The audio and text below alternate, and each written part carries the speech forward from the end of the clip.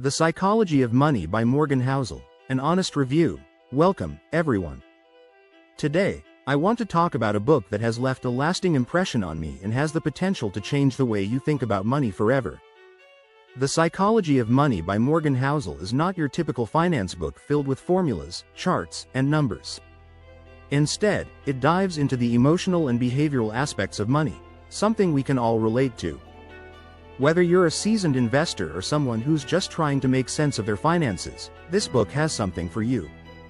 Let's take a deep dive into what makes this book so special, discuss some of its key ideas, and explore why it's worth reading. I promise by the end of this video, you'll not only understand what this book offers but also feel motivated to grab a copy for yourself. Why this book matters. Money isn't just a number in your bank account. It's tied to our emotions, upbringing, and goals. Yet, most of us are never taught how to think about money.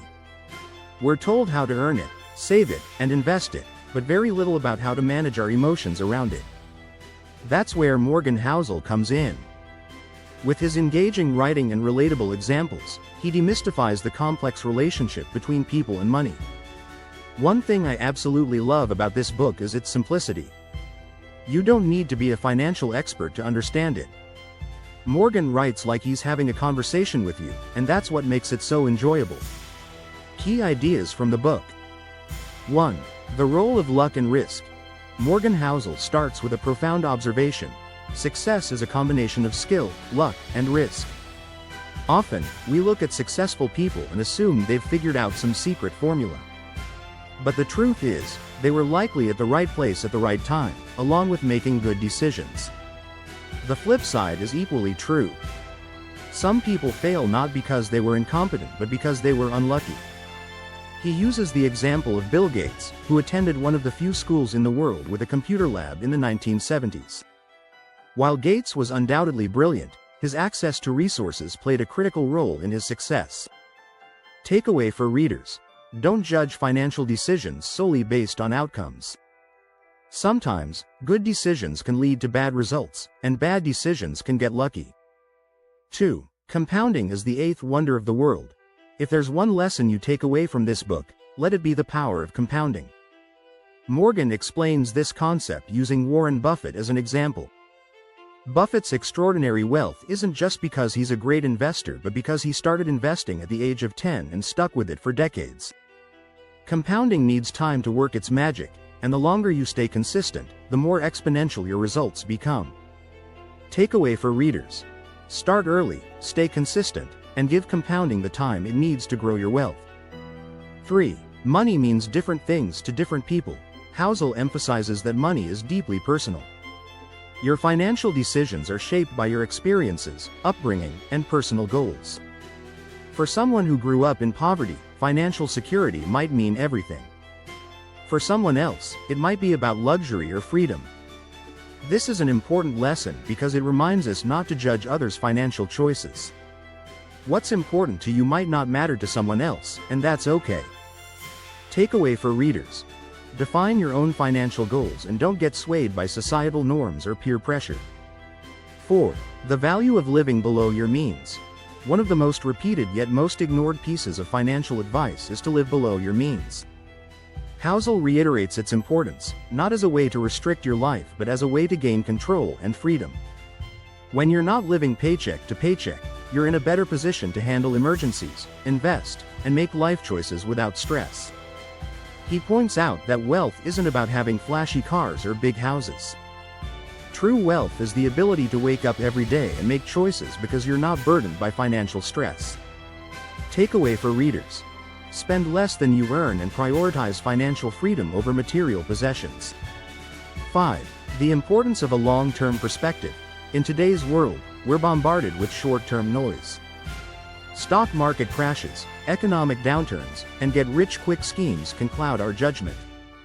Housel argues that the best financial outcomes come from thinking long-term. He compares investing to planting a tree. You don't see results immediately, but over time, the growth is exponential. Takeaway for readers: ignore the short-term noise and focus on building habits that benefit you in the long run. 6. The Psychology of Enough. Housel introduces the concept of enough and why it's crucial to understand what that means for you. Chasing endless wealth can lead to burnout and dissatisfaction. He tells the story of a millionaire who lost everything because he couldn't stop taking risks, even when he had more than enough to live comfortably. Takeaway for readers: understand what enough means for you and resist the temptation to constantly chase more. Why you should read this book. Morgan Housel's book is a must-read because it shifts your focus from numbers to emotions, from strategies to behaviors. It's not about how to get rich overnight, it's about creating a sustainable and healthy relationship with money. Whether you're a student, a professional, or someone nearing retirement, this book offers universal lessons that are timeless.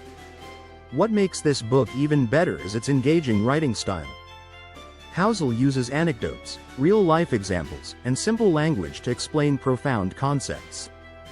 You don't need a background in finance to understand or enjoy it. My honest review: if I had to summarize The Psychology of Money in one word, it would be eye-opening.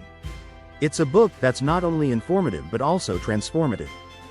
It challenges you to think about money in ways you've never done before. That said, it's not perfect. Some readers might find certain ideas repetitive, especially if they've already read other books on behavioral finance. But that's a minor gripe compared to the value this book provides. I would highly recommend it to anyone who wants to take control of their finances, not just in terms of numbers but in terms of mindset. This book doesn't promise to make you rich overnight, but it does promise to change how you think about money forever. Final thoughts. If you're still on the fence about reading this book, let me leave you with this. Money touches every aspect of our lives. It's not just about paying bills or buying things, it's about security, freedom, and choices. Understanding the psychology behind money can empower you to make smarter decisions and lead a happier life. So, what are you waiting for? Grab a copy of The Psychology of Money, and let it inspire you to rethink your financial journey. And if you've already read the book, let me know your thoughts in the comments below. What lesson resonated with you the most? Support us by subscribe to this channel and hit bell icon to get more videos. Have a great day.